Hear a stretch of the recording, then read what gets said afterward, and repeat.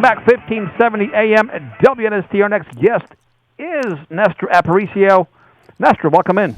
Been talking all day, and I'm ready to talk some football with you, Dennis Koulatsos. Let's do this. This is a final mock draft. This is when it gets. This is real now, right? Let's go. Put on your mouthpiece and button that chin strap, Nestor. It's as real as it gets. We've been waiting for this day for a long, long time. Nothing else going on in the sports world we're talking about, and the NFL now has the entire nations and parts of the world at their fingertips. Well, at least for a couple of hours, right? And I would say the weirdest part about this is how in 1996, I went up to New York the day that John Ogden was drafted, and I was at the Felt Forum, the Paramount Theater, whatever they were calling it that week, and I was sitting there, and all the fun was happening over at the Sheraton.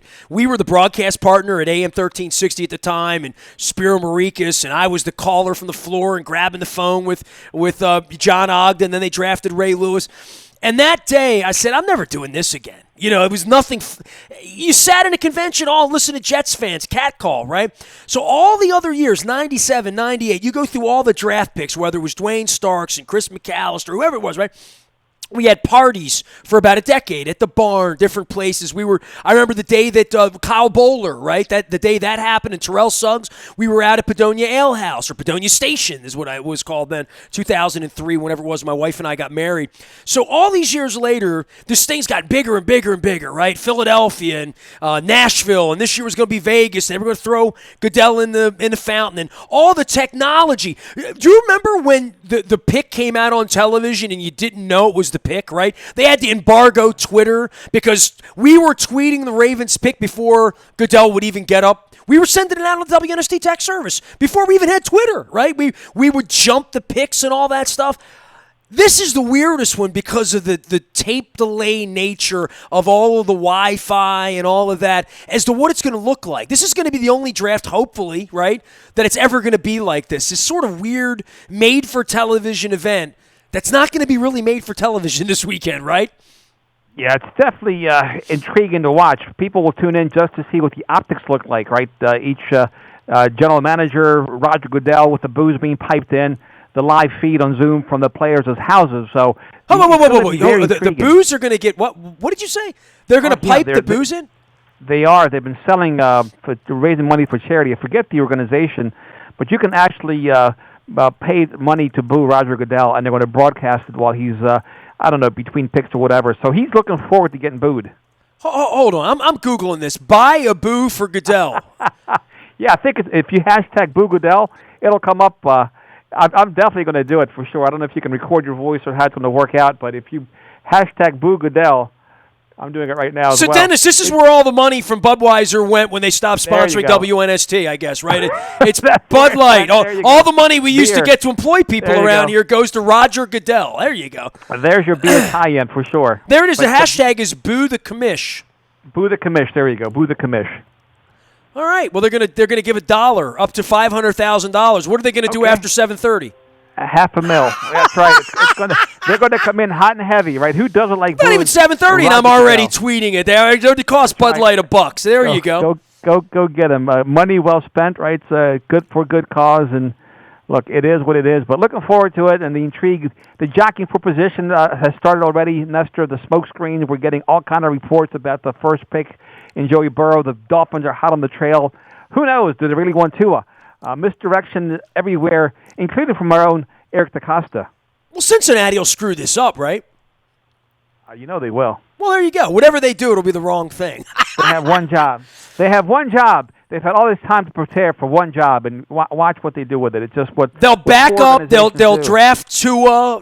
Whatever, right? I mean, that's part of all of this. Is that we do these mock drafts, and I think as we've gotten older, you and me, we went from the Sporting News and the R-Lads and Joel Bushbaum, and I used to get Kuiper's little blue book for $75 a year, and we've done all that. Now where we are is these mock drafts always get ripped up, and everybody has one, and we're always interested. And I saw you out on Twitter you were as active as I've ever seen you on Wednesday. I mean, that's why I brought you in, Billick, this week, and with Greg Cosell and Mike T. That's why you're going to be here on Monday from 9 to 11, because this is your thing. But part of this is there is no predicting this. I'm glad I don't do mock. I was so into the draft for 20 years, right? Now I'm a little bit more on the outside. I love that you love it, and I love looking at everybody's mock drafts, but I don't feel like I want to participate in that, because part of it is something really weird's going to happen. It might not be a kid in a bong gas mask, right? It might not be the Vikings not being able to get their pick up. It probably this weekend it's going to be something technological, right? Like some wire's going to get kicked by DeCosta's kid downstairs or something, right? Something weird's going to happen like that. But you know the Redskins are going to screw this up, right? I mean, you know the Dolphins are going to screw this up. You know the Browns are the organizations that have screwed up owners, this is the night that they really screw this up. The owners can't help themselves. The ones that can't help themselves, right? Hey, Cincy, Washington, Detroit, there's a reason why those three teams are picking 1, 2, and 3. Add Miami in there. Add Miami in there. Cleveland, it's not an accident, right? They're always up there. The idea is that they get better by having better, greater chances at the better players. Remember when they were tanking for Tua, the Dolphins, right? Remember that? They screwed that up, too. They couldn't get that right. Dennis, I went down there, it feels like 5 minutes ago. I was in the Aventura Hotel with my wife the morning we began the season down there, and Lamar just let the ball sail, and Hollywood ran under it, right? I walked out of the elevator, and I'm out in the front of the hotel, and there are two dudes out there in Dolphins jerseys, both of them wearing dudes who were traded that week.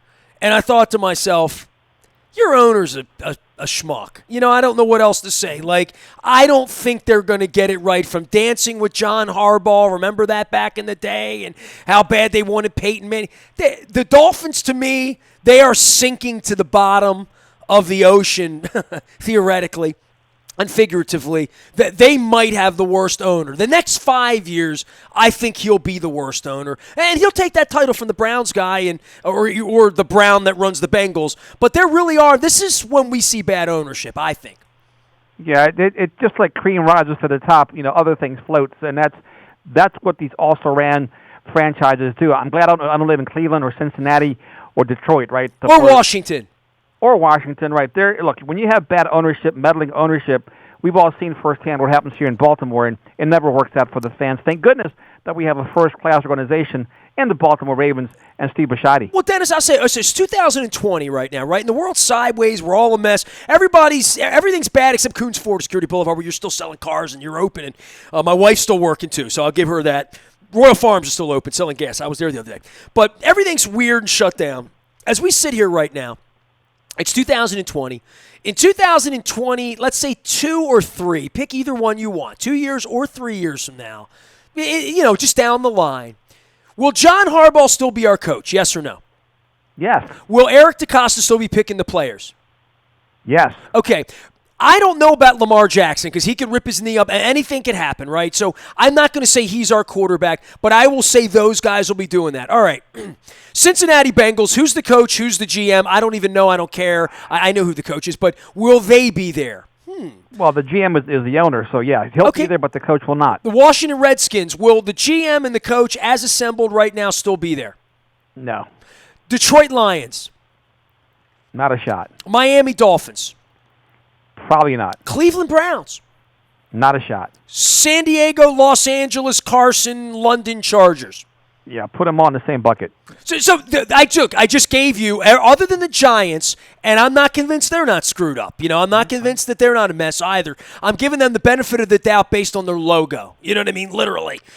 Based on George Young and Ernie Accorsi, which means nothing. But they're long gone, though, man. You got a new regime in there. You got the younger guys. This is be like saying you love the Orioles because Hank Peters is still running them, Earl Weaver's still the manager. You know what I mean? Like, it doesn't make any sense. But of those teams I just gave you the real problem. And the real problem, the real solution at Coons Ford is Dennis Koulatsos and Mr. Coons, because they've been together and doing it a long time. And even in a COVID environment where things are awful, they're doing it better than others because they're together. Same way as WNST. I feel like we're me, you, Don Moeller, Posner and Don Moeller and Luke and Peter, our little group.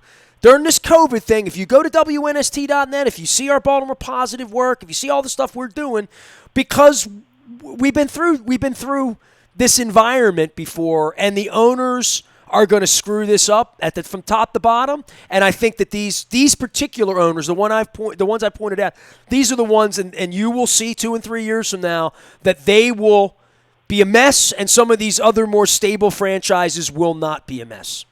Yeah, the old adage of organizations win championships, Nestor, it's true, and it's evident in times like these, whether it's the draft or signing free agents or making those kind of decisions that contribute to the strength and health of the organization. And that's what the better organizations do, whether it's a sports station, radio station, auto dealership, or professional football franchise. Yeah, and, I would say on Monday morning or Sunday morning in this particular draft, right, we'll be together, and you and I will be together, and we'll have report cards, and we'll say, I love what the Ravens did to deal up to get that kid from Oklahoma, or they dealt back and they got the kid from Wisconsin, or whatever they wind up doing, the center from Michigan, whatever they wind up doing.